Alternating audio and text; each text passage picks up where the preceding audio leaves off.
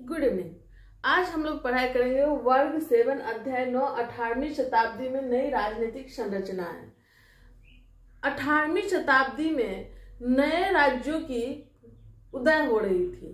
तो सबसे पहले हम लोग जान लेते हैं कि 18वीं शताब्दी में वैसी कौन सी परिस्थिति थी जिस कारण से इन नए राज्यों की उत्पत्ति हो रही थी।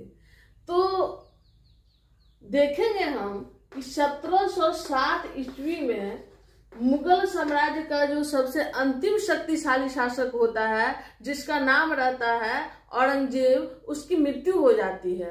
और उसकी मृत्यु के बाद मुगल साम्राज्य, जो एक विशाल साम्राज्य होता है, धीरे धीरे पतन की ओर चले जाता है, जिस पतन में कई कारण अपनी भूमिका निभाती है, जिसमें सबसे प्रमुख कारण है औरंगजेब के बाद क्रमबद्ध अयोग्य उत्तराधिकार का बना रहना।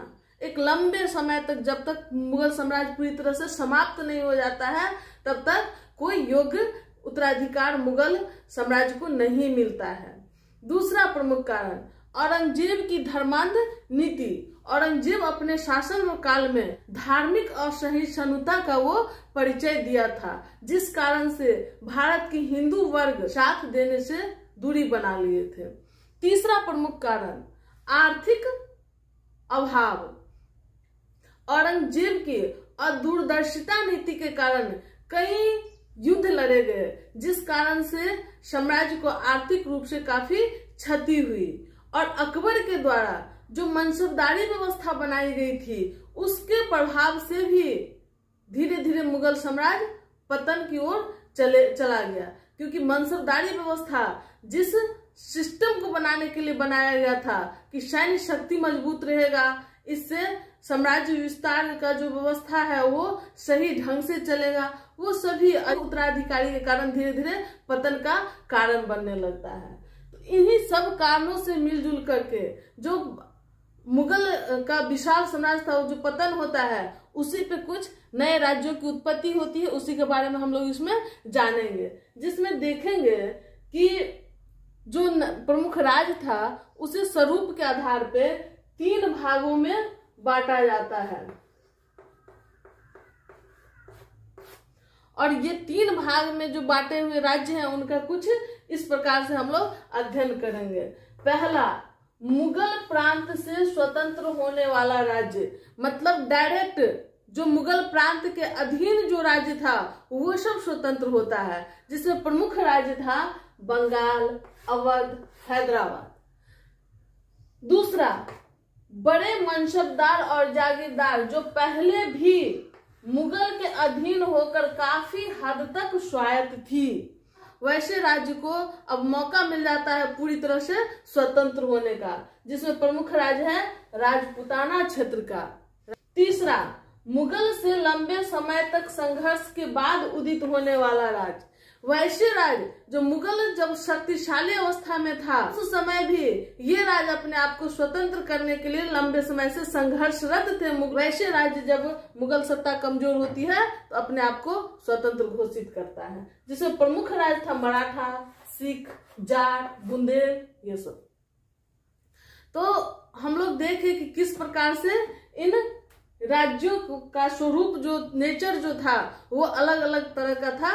वो सब अपने आप को बाद में स्वतंत्र करता है मुगल साम्राज्य के पतन होने के बाद।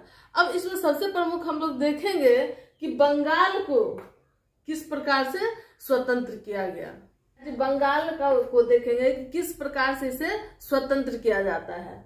तो 1700 ईस्वी में ही औरंगजेब जब शासन काल में था, उसी समय मुर्शिद कुली खां को बंगाल का दीवान नियुक्त किया गया था। अब दीवान का पद क्या होता है? दीवान का पद होता है आय और व्यय का लेखा जोखा रखना, देखरेख करना।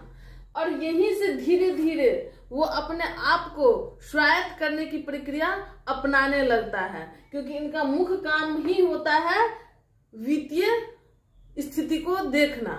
इसके लिए ये क्या करते हैं कि भू राजस्व पर नियंत्रण धीरे धीरे स्थापित करने लगते हैं, खर्च में कमी कर देते हैं, प्रशासनिक व्यवस्था पे जो खर्च होता है बंगाल के क्षेत्र में, उसमें कमी करने लगते हैं। जागीर भूमि को राज्य का भूमि घोषित करते हैं। अब जागीर भूमि क्या है? तो हम लोग इससे पहले देखे थे कि मनसबदारी व्यवस्था, और मनसबदारी व्यवस्था की शुरुआत किसने की थी? अकबर ने की थी। क्यों की थी? तो ये अकबर के कार्यकाल में जो पदाधिकारी होता था उसके पद का, उसका रैंक को निश्चित करने के लिए इस व्यवस्था की शुरुआत की गई थी, जो कि चंगेज खां के दशमलव प्रणाली पे आधारित था। मतलब 10 अगर रैंक है किसी मनसबदार का तो उसे 10 सैनिक रखना होता था। तो ये 10 सैनिक वाले मनसबदार हो जाते थे। इसी तरह से 100, इसी तरह से 500, 5000, 1000, इस प्रकार के मनसबदारों का रैंक होता था। मतलब जितनी संख्या उतनी सैनिक रखनी है। और इन मनसबदारों को जो वेतन देना होता था, उसी वेतन देने के सिस्टम में डायरेक्ट कैश के रूप में वेतन दिया जाता था या जमीन के रूप में, जितना उसका वेतन बनता है उसके बदले में उसे जमीन दिया जाता था। उसी जमीन देने की व्यवस्था को जागीरदारी व्यवस्था कहा गया। तो ये जो जागीर भूमि होता था वो मनसबदारों को दिए जाने वाले वेतन होते थे। वेतन के बदले में जो भूमि दिया जाता था उसे जागीर भूमि कहा गया। इन जागीर भूमि को मुर्शिद कुली खां फिर से राज्य का भूमि घोषित किया। राजस्व वसूली के लिए वो ठेकेदारी व्यवस्था को लागू किया। मतलब कुछ निश्चित भूखंड में जो राजस्व की वसूली होगा वो ठेका पे किसी व्यक्ति को दे दिया जाएगा कि आप हमें इतना क्षेत्र का इतना रकम भू राजस्व के रूप में उपलब्ध कराएंगे। अब इसके लिए किस प्रकार से कितना लगाकर वसूलना है वो आप पे निश्चित कर दिया गया था। तो इस प्रकार से ठेकेदारी व्यवस्था लागू करने वाले व्यक्ति थे मुर्शिद कुली खां। तकावी ऋण का व्यवस्था, जो किसान राजस्व चुकाने में असमर्थ होते थे उनको सामर्थ्यवान बनाने के लिए राज्य सरकार की तरफ से दिए जाने वाले ऋण को तकावी ऋण का नाम दिया गया था। इससे किसान अपनी उपज को बढ़ाने का प्रयास करता था इस रकम के माध्यम से, और फिर वो सामर्थ्य हो पाता था कि राजस्व का हम भुगतान करें। इस प्रकार से धीरे धीरे मुर्शिद कुली खां बंगाल के जो वित्तीय व्यवस्था थी उस पर अपना नियंत्रण किया। धीरे धीरे प्रशासनिक व्यवस्था पे भी नियंत्रण किया, धार्मिक व्यवस्था पे भी नियंत्रण किया, राजनीतिक व्यवस्था पे भी नियंत्रण किया, और इस प्रकार से बंगाल को अस्थायित्व स्थिरता देने का काम किए। और घोषित रूप से बंगाल को स्वतंत्र घोषित नहीं किए। 1717 ईस्वी में फर्रुखसियर मुर्शिद कुली खां को बंगाल का सूबेदार नियुक्त करता है। ये सूबेदार का पद इससे पहले जो भी होता था वो मुगल के जो शासक होते थे उनके पुत्रों के लिए पद सुरक्षित होता था। लेकिन पहली बार बंगाल में जो मुगल शासक के पुत्र नहीं था उसे सूबेदार का पद दिया गया, वो थे मुर्शिद कुली खां। और मुर्शिद कुली खां अंतिम रूप से मुगल शासक के द्वारा नियुक्त बंगाल में कोई नवाब थे या सूबेदार थे। सूबेदार को ही वहां पे नवाब के नाम से भी जाना जाता था।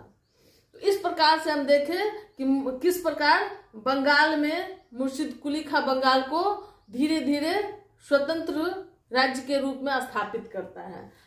मुर्शिद कुली खां की मृत्यु 1727 में हो जाती है। अब देखेंगे कि हैदराबाद को स्वतंत्र राज्य के रूप में कौन स्थापित किया था। तो हैदराबाद को स्वतंत्र राज्य के रूप में निजाम उल मुल्क के द्वारा स्थापित किया गया था। इसे आसफ जहां के नाम से भी जाना जाता है। निजाम को और दूसरे नाम से किस नाम से जाना जाता है? आसफ जहां के नाम से। इन्हें फर्रुखसियर के द्वारा सूबेदार के पद पे नियुक्त किया गया था हैदराबाद में। और ये भी कभी घोषित रूप से हैदराबाद को मुगल से स्वतंत्र राज्य नहीं बताए, ये भी प्रकार से मुर्शिद कुली खां राजस्व व्यवस्था को अपने अधीन किया, उसी प्रकार से धीरे धीरे ये भी हैदराबाद के वित्तीय स्थिति को, प्रशासनिक स्थिति को, राजनीतिक स्थिति को अपने अधीन धीरे धीरे कर लिए। इसी प्रकार से हम देखेंगे अवध को भी स्वतंत्र राज्य के रूप में बुरहानुल मुल्क स्थापित करता है। ये भी घोषित रूप में मुगल शासन व्यवस्था से स्वतंत्र नहीं हुए थे, लेकिन जो शासन व्यवस्था की प्रक्रिया थी उसके माध्यम से अपने आप को स्वतंत्र किए थे। बुरहानुल मुल्क का दूसरा जो नाम है उससे शहादत खां। बुरहानुल मुल्क को न जाना जाता है शहादत खां के नाम से। इनको सूबेदार के पद पे 1722 ईस्वी में मोहम्मद शाह रंगीला के द्वारा नियुक्त किया गया था। इस प्रकार से मुगल के शासन व्यवस्था के अंदर जो महत्वपूर्ण पदाधिकारी सब थे वही धीरे धीरे मुगल शासन व्यवस्था से अलग होकर के स्वतंत्र राज्यों का स्थापना करते हैं।